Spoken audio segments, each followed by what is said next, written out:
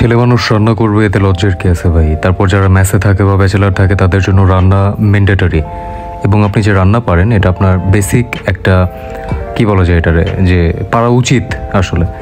যাই হোক, আজকে প্রেশার কুকার ছাড়া সব চাইতে ইজিলি কিভাবে মাংস সেদ্ধ হয়ে যাবে এইভাবে একটা গরুর মাংস রান্না করা দেখাবো। এখানে হাফ কেজি গরুর মাংস নিচ্ছি কজ আমি একা খাই। সাথে ইচ্ছা মতো পেঁয়াজ দেবেন, যত পেঁয়াজ তত স্বাদ। তার সাথে যে নর্মাল মশলাগুলো লাগে আর কি, হলুদের গুঁড়া, মরিচের গুঁড়া, জিরার গুঁড়া, ধনিয়ার গুঁড়া। আমি কাশ্মীরি লাল মরিচের গুঁড়া দিছি কালারের জন্য। রসুন বাটা, আদা বাটা, পরিমাণ মতো লবণ, কাহিনী খতম। এবং যত পেঁয়াজ দিবেন তত মজা হবে এটা। আর পেঁয়াজটা কাটার পরে এটা ছাড়ায় দিবেন, মাংসের সাথে যত মিশবে তত মজা হবে। এবং আমি আজকে মাখায় রান্না করব, মানে একসাথে মাখায় রেখে দিয়ে তারপর রান্না করব। সো মাংসের মধ্যে প্রথমে পেঁয়াজ কুচি দিয়ে তার মধ্যে একটু বেশি করে আদা বাটা দিবেন এবং রসুন বাটা দিবেন। তার সাথে দিবেন হলুদের গুঁড়া, মরিচের গুঁড়া। মরিচের গুঁড়া আমি একটু বেশি দিয়েছি কাজ একটু ঝাল ঝাল করে খাইতে ইচ্ছা হয়েছে। সবারই ইদানিং জ্বর হচ্ছে, সো একটু ঝাল ঝাল করে খেলে মজা লাগবে। সাথে আছে ইউজুয়াল জিরার গুঁড়া, ধনিয়ার গুঁড়া এবং কাশ্মীরি লাল মরিচের গুঁড়া, আর পরিমাণ মতো লবণ।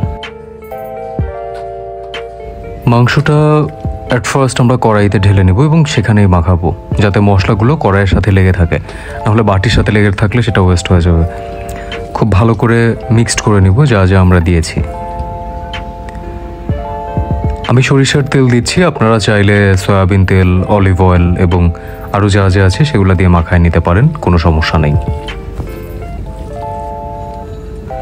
গরুর মাংসের মশলা রাঁধুনির, এটা দেখাতে ভুলে গিয়েছিলাম। আসলে গরুর মাংসের মশলাটার মধ্যে সব কিছু পারফেক্টলি দেওয়া থাকে। সাথে 2টা তেজপাতা, দারুচিনি, সাদা এটাকে কি জানি বলে ভুলে গেছি, আর হচ্ছে লবঙ্গ। একবারে দিয়ে মাখায় আমরা 10-15 মিনিট ম্যারিনেট করব। যতক্ষণ আপনি ম্যারিনেট করবেন তত ভালো হবে খেতে, এটা মাংসের মধ্যে তত মশলা মিশবে। আমি মনে হয় 20 মিনিটের মতো ম্যারিনেট করে রেখেছিলাম এবং ফার্স্ট চুলা জ্বালিয়ে কিছুক্ষণ হাই হিটে রাখবো।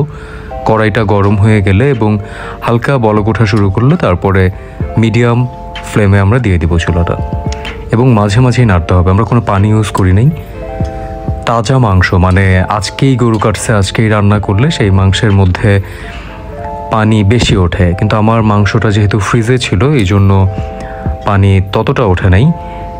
এই পর্যায়ে আমরা কিছু আলু এবং গোটা রসুন দিয়ে দিয়েছি। আমার মাংসের মধ্যে, স্পেশালি গরুর মাংসের মধ্যে আলু এবং রসুন দিয়ে খেতে খুব ভালো লাগে, এবং এটা সেদ্ধ হওয়ার জন্য অল্প কিছুটা পানি দিয়েছিলাম। পানিটার মাধ্যমে সেদ্ধ হয়ে যাবে আর কি। এরকম তেল উঠা হয়ে গেলে খুব ভালো করে নাড়তে হবে, মানে যত কষাবেন আপনি তত মজা। এবং এইবার সিক্রেট, প্রেশার কুকার ছাড়া আপনি যদি মাংস সুন্দরভাবে সেদ্ধ করে খেতে চান তাহলে আপনার এই জিনিসটা বাধ্যতামূলক। আমি সিরকা দিয়ে দিচ্ছি 1 চামচের মতো।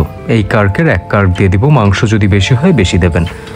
বাসায় যদি সিরকা ভিনেগার যদি না থাকে তাহলে কাঁচা পেঁপে দিতে পারেন। কাঁচা পেঁপেটা অনেক উপকারী, পিস করেও দিতে পারেন, ব্লেন্ডারে ব্লেন্ড করেও দিতে পারেন।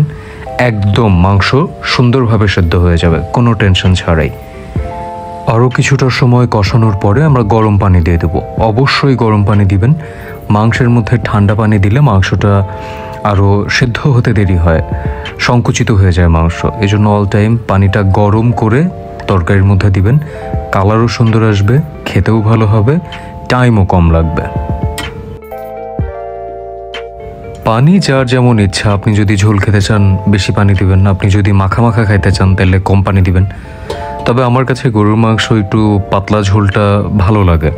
অ্যান্ড আজকে যেহেতু একটু ঝাল ঝাল করে খাবো, মানে কালারটা দেখেন ভাই, আজকে বুঝতেছি যে কি হবে। কালকে সকালের কথা চিন্তা করে একটু টেনশনে পড়ে গেছি।